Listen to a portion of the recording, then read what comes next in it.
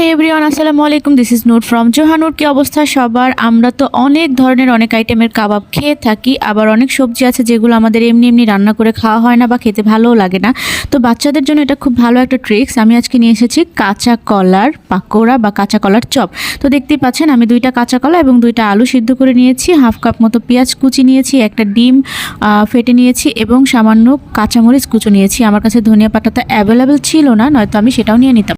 এখন আমি খুব ভালো করে কাঁচা কলা আলু এটা খুব ভালো করে ম্যাশ করে নেব হাত দিয়ে। আপনারা ম্যাশার দিয়েও করতে পারেন, বাট আমি হাত দিয়েই করে নিয়েছিলাম। এরপরে আমি কাঁচামরিচটাকে আমি সাইডে রেখে দিয়েছি এবং এর সঙ্গে পেঁয়াজ, সামান্য লবণ, হাফ চা চামচ মতো হলুদ গুঁড়া, হাফ চা চামচ মরিচের গুঁড়া, হাফ চা চামচ ধনিয়া গুঁড়া, হাফ চা চামচ জিরার গুঁড়া, আপনারা এখানে টালা জিরার গুঁড়াটাও দিতে পারেন। এগুলো আমি একটু দিয়ে নিয়েছি। আপনাদের কাছে যদি কাবাব মশলা বা চাট মশলা অ্যাভেলেবেল থাকে আপনারা সেটাও দিতে পারেন, কিন্তু আমি জোহার জন্য চাট মশলাটাকে স্কিপ করছি। আমি এখানে কাঁচামরিচ আলাদা করেছি, কারণ কাঁচামরিচ ছাড়া আমি কিছু বানাবো জোহার জন্য, মানে সামান্য 2-3টা কাঁচামরিচ দিয়ে, আর বাকিগুলো আমাদের জন্য আমি ঝাল দিয়ে বানাবো। তো আমি এখানে নিয়ে নিয়েছি হাফ কাপ মতো ব্রেড ক্রামস। আপনাদের কাছে যদি ব্রেড ক্রামস না থাকে আপনারা চাইলে টোস্টের গুঁড়া কিংবা পাউরুটিকে ভিজিয়ে রেখে সেটাও মেখে নিতে পারেন, কারণ আমি এটা ভালো বাইন্ডিংয়ের জন্য ব্রেড ক্রামস, পাউরুটি অথবা বিস্কিটের গুঁড়া এটা ইউজ করছি। তো যাই হোক, এখন আমি একটু একটু করে ডিম দিয়ে এর মধ্যে সুন্দর করে খামিটাকে আবার ভালো করে মেখে নিলাম।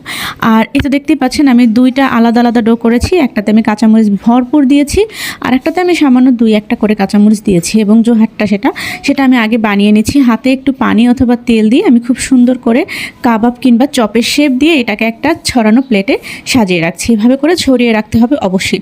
এখানে আপনাদেরকে আমি একটা ট্রিক্স শিখিয়ে দিই। আপনাদের কাবাবের বাইন্ডিং কখনো খারাপ হবে না তেলে দিলে। তার একটা উপায় হলো আপনারা কাবাব বা চপ এভাবে বানিয়ে রেখে সেটাকে 5 থেকে 10 মিনিটের জন্য ডিপ ফ্রিজে রেখে দেবেন।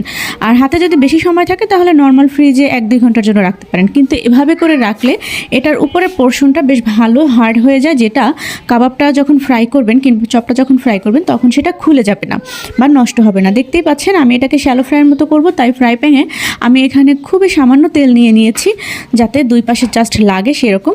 আর নিয়ে তেলটাকে আমি খুব বেশি একটা গরম করিনি। খুব বেশি গরম তেলে দিলেও কিন্তু এই ধরনের কাবাবগুলো খুলে যাওয়ার সম্ভাবনা খুব বেশি থাকে, তাই তো আমি সেভাবে করে আস্তে আস্তে ছেড়ে দিয়েছি এবং এক পাশ খুব ভালো করে হয়ে গেলে এটাকে উল্টে দিতে হবে। এটা যদি এক পাশ ভালো করে না হয় তার আগেই উল্টাতে যায় তাহলে এটা কিন্তু ভেঙে যাওয়ার সম্ভাবনা অনেক বেশি থাকে। তো দেখতে পাচ্ছেন খুব সুন্দর করে আমার এক পাশ হয়ে গেছে, 2 পাশে এবার কমপ্লিট। তো এইভাবে আমি আস্তে আস্তে করে কম আঁচে কাবাবগুলোকে সুন্দর করে শ্যালো ফ্রাইয়ের মতো করে তুলে ফেলেছি।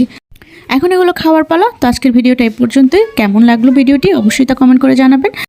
সবাই ভালো থাকবেন, সুস্থ থাকবেন। আল্লাহ হাফেজ।